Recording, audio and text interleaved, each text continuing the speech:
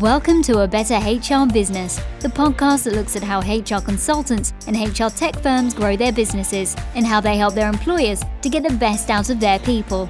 Remember, for show notes and downloads, go to www.getmorehrclients.com/podcast. That's getmorehrclients.com/podcast. Okay, let's get started. Hello, welcome back. Nice to have you along, and thanks for joining me. I'm really looking forward to today's conversation with Ralf Specht. Ralf is a fascinating guy. He's a business leader, a speaker, and creator of the Soul system, which is a framework that aligns value-creating employee action with broader corporate strategy through shared understanding and a shared purpose. As a founding partner of Spark 44, he was the architect of an innovative industry-first joint venture with Jaguar Land Rover, which grew under his leadership to a global revenue of 100 million plus and 1,200 employees before it joined forces with Accenture Interactive in 2021, and previously consulted with global companies and brands for more than 2 decades with McCann Erickson. He is the author of Building Corporate Soul, Powering Culture and Success with the Soul System, as well as his newest book, Beyond the Startup, Sparking Operational Innovations for Global Growth. And I love his driving vision, which is to make soulless companies a thing of the past. Ralf, thank you very much for joining me. Great to have you along. Hey, Ben. Great to be with you on the show. Absolutely. And whereabouts are you calling in from? I'm calling in from Frankfurt in Germany. Oh, wonderful. Not too far away from Dublin. I spent maybe the coldest night of my life ever in Frankfurt. I went to a match against, I can't remember whom, but yeah, at the halftime break, I went into the bathrooms to put my hands under the hairdryer just to warm them up. It was a wonderful city. we might have been in the same stadium at the same time. Yeah. And you're so polite when someone scores a goal and they announce the winner, and then thank you very much, Frankfurt. And everyone says, bitte schön, in unison. So what a wonderful, polite place. So Ralf, thanks very much for joining me. I gave people a very brief introduction, but maybe you could just add a little bit more context as to your background and particularly on the Spark 44, and then that can feed into the books. Yes, absolutely. I mean, perhaps I'll start at the end and then go backwards. Nice. As you mentioned, I was a co-founder and later on CEO of Spark 44, which was a joint venture global advertising and marketing agency with Jaguar and Land Rover. And when I left, I received lots and lots of messages from my peers, and that's nothing special, but I think that is something that you would expect for any person at that level to receive. But when I received them, actually, they were different than what I had perhaps expected a little bit. And they were different in the sense that they went significantly deeper than what you would normally expect. And they touched me really deeply. And I think as I was contemplating about them over a few weeks on whether they should just simply stay on my iPhone and I would take a look at them every now and then, or whether there's a lesson here that I could share with the world, I obviously decided for the latter. And that's how Building Corporate Soul actually came about, because all the things that you mentioned about size and revenue and all the stuff and great work, they're all correct. That's all true. But that's not the legacy that I am most proud of. I'm most proud of the legacy that we built a culture that was second to none, and that all those people actually acknowledged that in the way they shared their messages with me when I was stepping down as CEO. So as I said, I'll start at the end, and that was the end of that career. And obviously, rewind 10 years before that, more or less, we basically founded Spark 44. One of my former colleagues from like 20 years ago called me one evening and said, I've got a great idea and a concept, and I want to do this. Do you want to join? And I said, Steve, are you crazy? Is this true? And he wasn't crazy, although sometimes he was a bit crazy, which I think was great for the two of us to be a great pair, actually. But it was true, and we built this thing from scratch, and that obviously allows you to do things differently. And so with my 22 years with McCann, and for all my other four founding partners at the time, and their backgrounds, we looked each other in the eyes and said, well, what kind of culture do we want to build?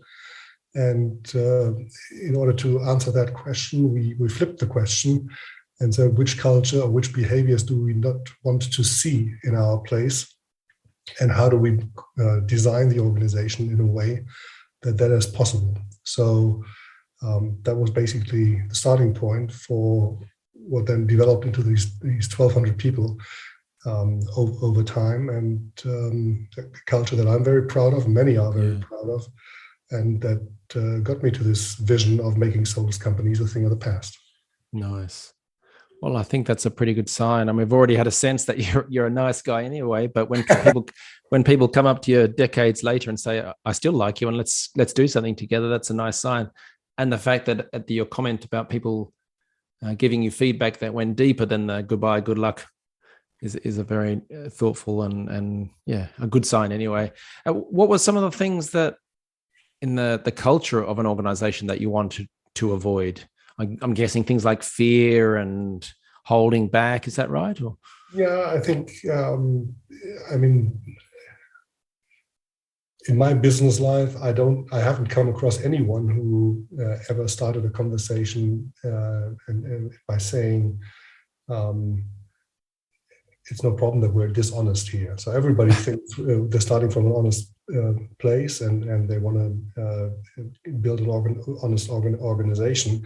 But then very often that doesn't really happen. And so we had put our values, be bold, be brave, be honest, up there, obviously on the walls of each office. But as we all know, putting values up on the office wall there's nothing wrong with it, but it doesn't mean that those values are actually happening and becoming a reality. So we looked into how can we create a value system that works every day and that we measure against. So our evaluation process was pretty much based on the values and how people were adhering to those in their everyday life. And we looked at these evaluations 4 times a year. So you had a pretty good track record whether people and also the leaders, because it worked both ways under the same criteria, behaved, delivered, acted, and did the right thing or not. And because we'd done it every quarter, there was a great opportunity to course correct if necessary. And basically recognize issues pretty much at the root rather than fixing something like 6 months after it happened. Yeah, that makes sense. So the book's called Building Corporate Soul, Powering Culture and Success with the Soul System. So what exactly is the Soul System? Well, the Soul System is a framework that basically looks at 3 levels in terms of the organizational design. So the 3 levels are the shared purpose, the shared understanding, and the shared behavior. So they all have one thing in common, the word shared, which to me is one of the biggest lessons I've learned during my career, that there might be tons of organizations with a great purpose, with great vision, and so on and so forth. But if you ask people inside an organization, they often don't know. So there's 2 reasons for that. First, the purpose isn't shared by the leadership team and it isn't shared with all employees. So that's why, to me, shared purpose is at the heart of it. Shared understanding looks at the usual suspects, as I would call them, vision, mission, values. But my framework adds a 4th one, which I think is ultimately critical because it's about the intended culture, and I call that spirit. So shared understanding for me has got 4 components: the vision, the mission, the values, and the spirit. And then the shared behaviors, that's pretty much self-explanatory. And the book, the framework, looks at 8 key elements, from compensation to recruiting to promoting internally to finding the right partnerships as a business, how to deal with customers, and make sure you have as a great followership as possible, and many more. So the integrity of these three levels, the shared purpose and the shared understanding and the shared behaviors, is what I think allows companies to build soul in the business and with the business, in contrast to companies that just have a culture, because every company has got a culture. You can't have a company without a culture, but not each company has got soul. Yeah, I love that. There's a few different things in there. The shared element, what sparked that the thought in my mind was, I've seen numerous times CEOs or divisional leaders or whatever going away on a business course or a retreat or something like that, and coming back inspired and having a new direction for the business and so on. And this is the way the things are going to be. But there's none of that shared element that you described in there, which is, they're going to drag people along, which is what leadership can possibly be about, but it's sometimes not as effective. The question I had when you mentioned a very important but additional element was that spirit component. How do you explain? I'm a terrible cynic. How do you explain that to the CFO type person? Well, I explain that to the CFO type person. Let's have a joint look at the numbers.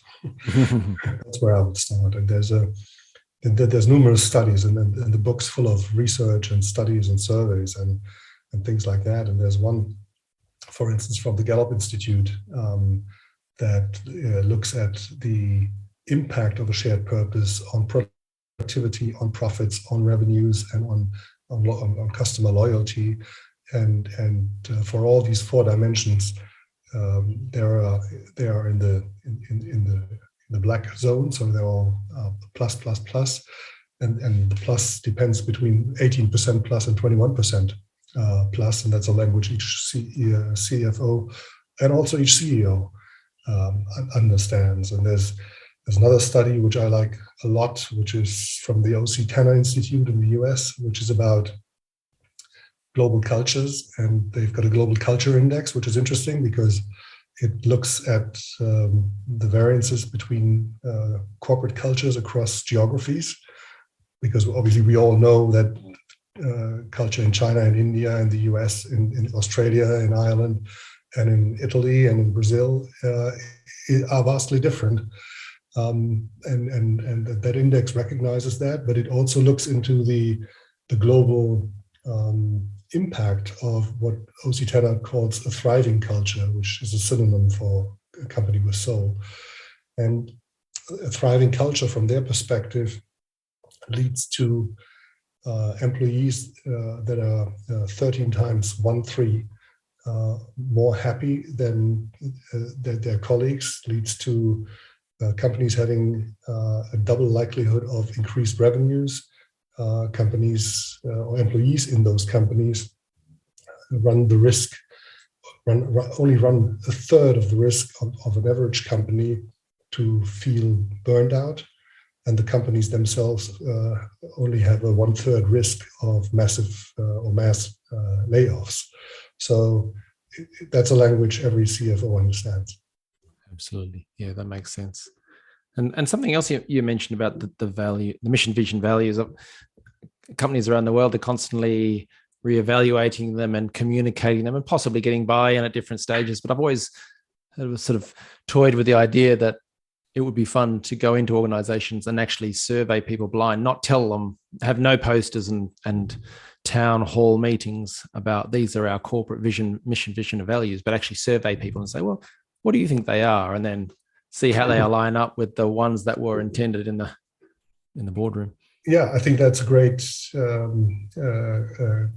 idea, because I mean, you know what the result will be. There aren't that many companies where, if you ask the guy at reception or the gate or the janitor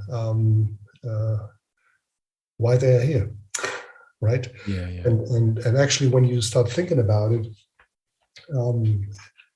you only get there when you ask the right questions. So when you talk about, or when I talk about shared purpose, shared understanding, and shared behavior, you could also translate these three terms into three words. Shared purpose equals the being of the company. Shared understanding is about the believing, and shared behavior is about the belonging. And if you look into being, believing, belonging, you can ask on the being, why am I here? And for a leader, why are we here?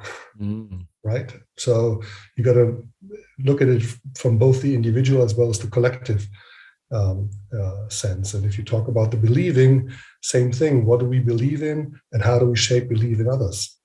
And if we shape belief in others, the janitor will know why they are here and why the company is doing what it's doing. And on belonging, what does it feel like to belong here, and how do we create belonging for others? So 6 simple questions, but if you're able to reflect and answer them, you've already made a long way. I love it.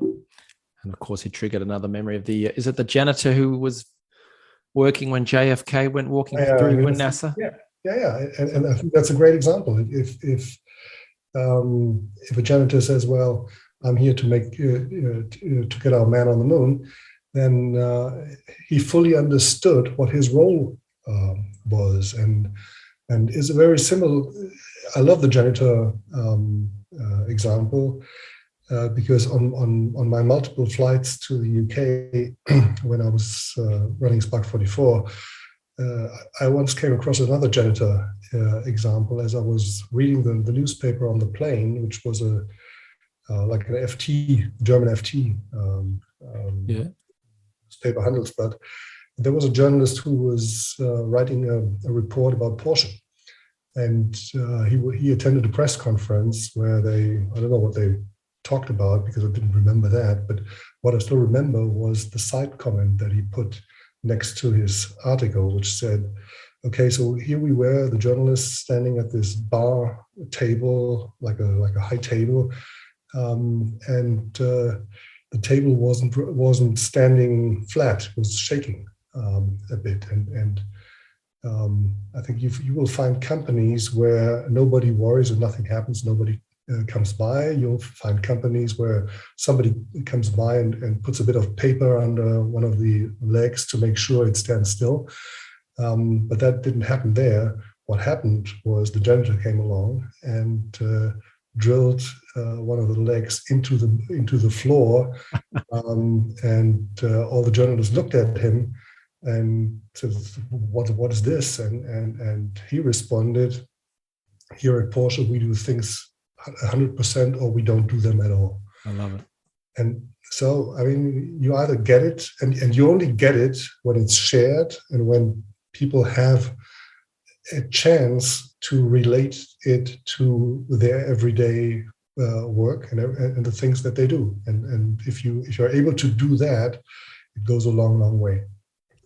But there's so much that goes into that little story, though, as in that the janitor comes along, drills the table down, fine, says this inspirational thing. But there's a culture that sits behind that, not just we do everything 100% or we don't do it, but when he's done it, he's been praised or supported, he's been communicated with, perhaps he's trained others in it, has been, there's the whole ecosystem.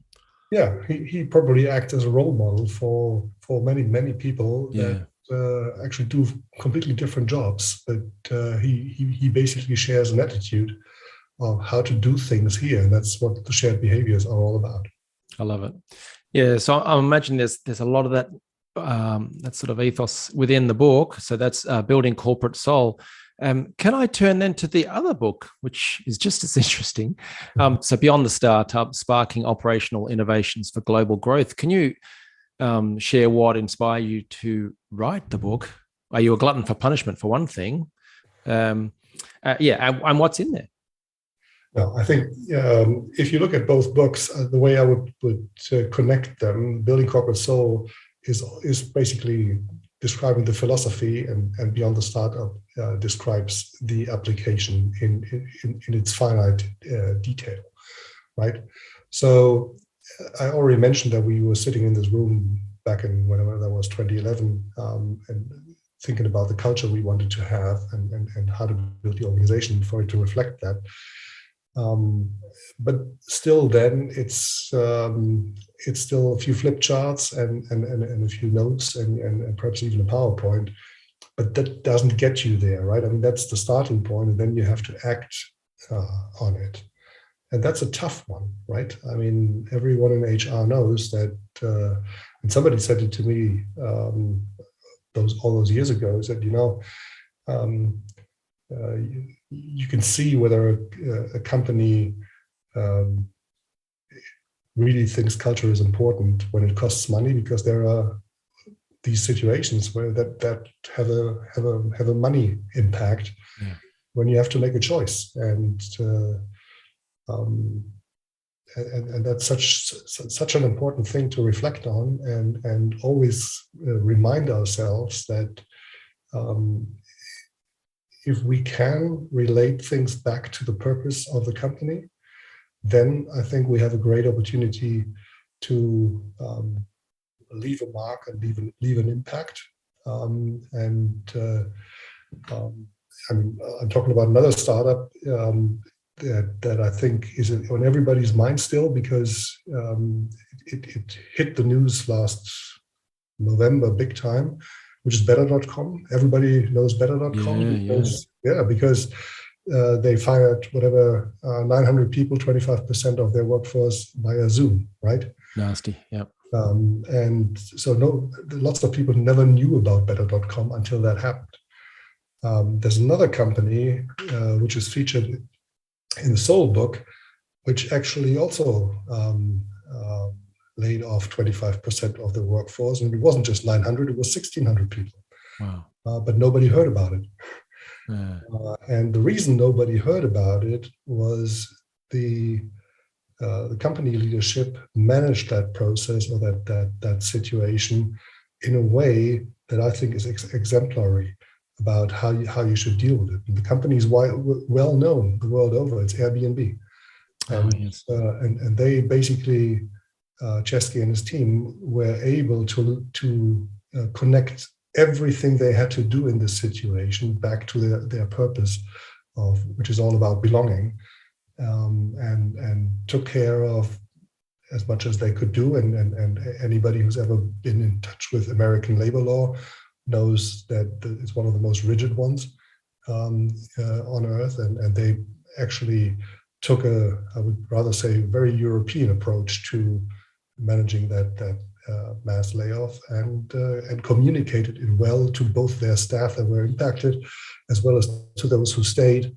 and whose hearts went with everyone. So you can manage that, and obviously when we were building Spark 44, it was critical to us that we could instill this sense of purpose, and our purpose was to challenge convention so that amazing things can happen.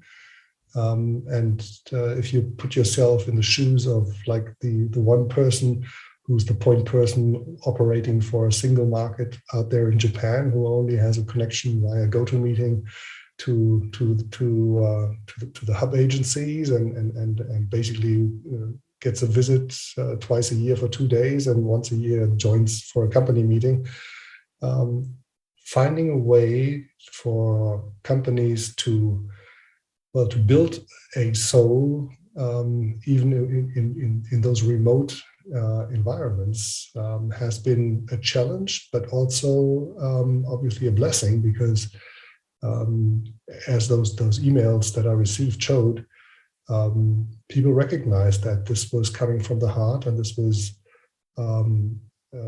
it was sincere, and my leader colleagues and I, we were committed to make things happen in a different way, and that's what it showed.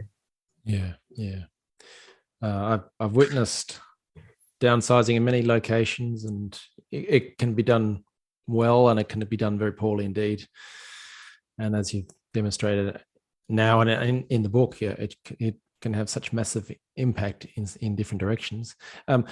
On the flip side, in terms of the growth from what you went through with Spark 44 and in your corporate career, do you have any advice on how you can transform what some people have in their heads from the social network movie and those sort of things, of a bunch of smelly engineers eating pizza at 2:00 in the morning, coding furiously, to growing rapidly from early stage startup into a robust and thriving business? How do you make that transition and sustain it?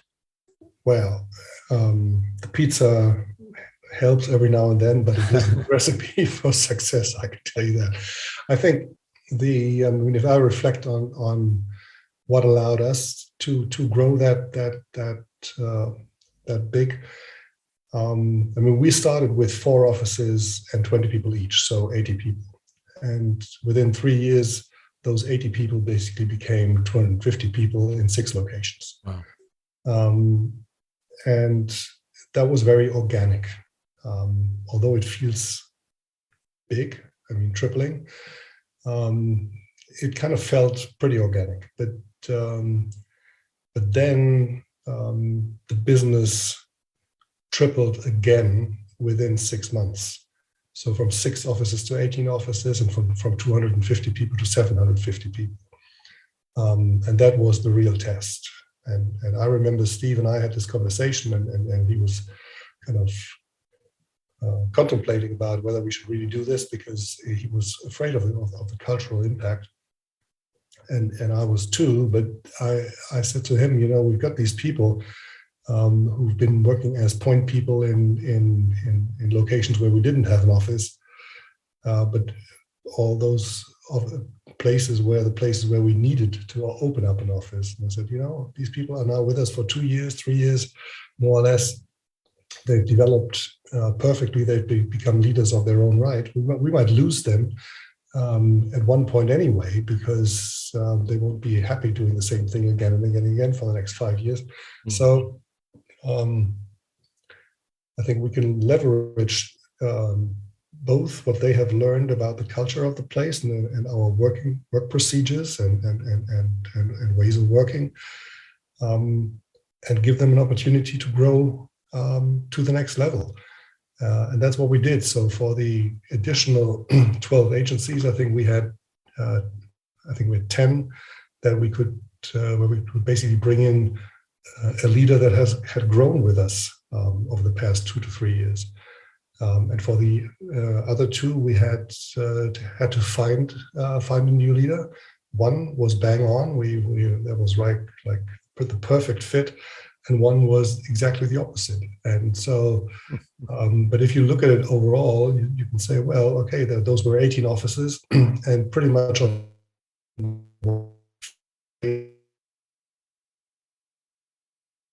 fit in the leadership, and that's kind of a wonderful place to be. And all these guys grew further, and that's kind of what the messages that I received for building corporate soul actually reflected. I mean, one of the guys that we sent, he said or wrote to me about the conversation we had about sending him to this place. He said, I saw the light of opportunity in your eyes, because that's what you do. You understand people and you develop them. You trusted me and you sent me to this place as the representative for Spark 44. And that's kind of what you do when I think you fulfill one of your key responsibilities as a leader, recognizing people with their abilities, the ones that they think of themselves and the other ones that they are aware of that they have them, and take them to the level. And many people wrote to me saying, we've accomplished things that we never thought capable of. And I thought this was both a great thank you to me, but also thank you to themselves, because they did it themselves. Me and my colleagues only created the platform and the environment where they could do it, but actually they were capable of doing it themselves. And it's great to see, and it's great to see them growing further. Absolutely. I remember what happens in a downturn for a business is often they'll slash the budget, and they'll stop training, or they'll stop. You can't use recruitment agencies or whatever it may be. And I remember this happening in a large international company. It was all sorts of things were cut, including you cannot use recruitment firms. And everyone was panicking, because many locations, that's all they did. They just farmed out work to the recruitment firms. That's fine. But I remember one leader Not a problem, not a problem at all, because he was constantly doing two things. One is building up his team and helping them develop in the manner that you just described. And secondly, he was just constantly looking for talent that he would hire one day. Not even I've got a vacancy now, but I can even just the janitor story and the Porsche scenario. He might remember that janitor and think, well, we have an operational role that one day I'd love to get that person in because they've got the attitudes and behavioral approach that I'd love. And yeah, I mean, you always have to have a pipeline. Yeah. And because you never know when you need those people, and you never know when they might be ready to jump ship. I mean, one key element that obviously was discussed heavily with this great resignation thing was the McKinsey study from last year, which basically identified the top 3 reasons why people are leaving. And the first one is no sense of belonging. And the second one is I'm not feeling valued by the organization. And the third one is I'm not valued by my manager. And you look at those and you're like, Jesus Christ, why is it so difficult? Because these are really easy to fix. But employers still think the number one reason is they want more money and they want a promotion, the next big job. Yeah. So, and I'm not suggesting there is no appetite for better payment, but money alone doesn't solve relationship issues. Absolutely. Now, it would be negligent of me to ask for your thoughts or advice on the growth side, because you grew so rapidly. How did you do that in terms of the business growth, whether it be marketing? Was it all just business development, networking? How did you manage such amazing growth? No, I think the story behind that that massive growth is very simple. Obviously we had a joint venture partner, and that was Jaguar Land Rover. So we created the agency from scratch, and the first client was Jaguar, right? And so the idea had always been to open the business up for other clients. But we also said, let's build it first and let's make sure it works before going after other clients. And so after 2-3 years, we felt like this is now in a very good shape where we can take on other clients. There were some that signaled interest. And our Jaguar Land Rover colleagues at the time said, that's a great idea, but before you go outside, let's take on the Land Rover brand. The Land Rover brand at the time was like 3 times bigger. And so we had to build upon that. And so that was phase 2 of the growth. And then phase 3 of the growth was clients outside Jaguar and Land Rover. That worked pretty well in the time when I was running the show. Brilliant. So across the 2 books and the work you've done and continue to do, perhaps I could ask for your thoughts on where do you see the world of work changing, whether it be HR or the world of work changing, and then what advice do you have for listeners to better either grow their business or produce a more successful, purpose-driven organization? Well, I think in terms of HR, I think the biggest change is just coming. It's just on the doorstep, and it's very simple. Friend of mine who's running a consultancy business is shared with me one observation that he had, because he's got one pattern or one habit. Whenever he starts a project, he talks to the CEO. He asks one question, which is, please, what's your favorite department in your company? And then the CEO responds, and he gets various responses. But he said to me, and he's been doing this for 15 years or so, he said he had not had one conversation with a CEO where the CEO said HR. Ooh. And that tells a story, I think, in itself. And so the change that's up on the doorstep is happening in the US with the SEC, who is right in the summer putting the final marks on what they call a human capital disclosure policy, which means every listed company has to disclose information on their human capital. And that is far, far, far more than how many staff do we have, how many male, how many female, how many full-time, how many part-time, how many whatever. That really goes into the depth. And I can't imagine any listed company moving forward when they have shareholder meetings that this is just going to be the CEO and the CFO. This has to be the CHRO as well. And so that will bring a big, big, big change. So your initial question in the beginning of our conversation about how do you convince the CFO will get a completely different twist, because the CFO will require the CHRO to help him find the answers or the key points for those sessions.